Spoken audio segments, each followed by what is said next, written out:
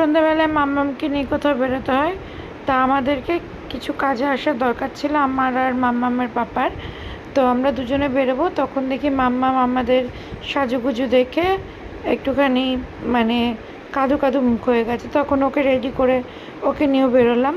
তো এসছি হচ্ছে আমার কিছু কাজে, আমার কাজগুলো হয়ে গেছে। এবার মাম্মামের পাপা গেছে আমাদেরকে একটা মানে রিক্সাতে বসিয়ে মাম্মামের জন্য আর আমাদের জন্য একটু মাটন আনতে। তো মাম্মাম দেখো আমার কোলে চুপ করে বসে আছে একদম লক্ষ্মী মেয়ের মতো। আর মাম্মামের একটা ভালো গুণ কি জানো, ও বাইরে বেরোলে কখনো কোনো আওয়াজ করে না, কোনো মানে কথা টথা কিচ্ছু বলে না। তো আমাদের এখানেই একটা দোকানে এসেছি, মানে আমাদের বাড়ির থেকে জাস্ট 10 মিনিটের ডিস্টেন্স। তো এখানে এসে মাম্মামকে এই যে রিক্সাতে বসিয়ে রেখেছি, আমাকে আর ওর মাম্মামকে বসিয়ে ওর পাপা গেছে মাটন আনতে। আর ওর পাপা এসছে কতটা মাটন নেবে সেটা জানার জন্য। তো আমি বলে দিলাম, আর মাম্মাম তো এখন মাটন খায় না, ও শুধু লিভার খায় মাটনের। ও লিভার আর হচ্ছে পায়া খায়। তো লিভার আর পায়াটা বলে দিলাম আনতে।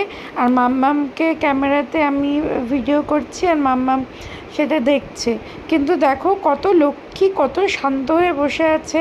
আমি তাই বলছি মাম্মাম একটু কথা বল, যে মানে বাড়িতে তো সবসময় উ করতে থাকি, সেখানে একটু কথা বল না। এখানে কোনো কিচ্ছু বলবে না, চুপ করে শান্ত হয়ে আছে।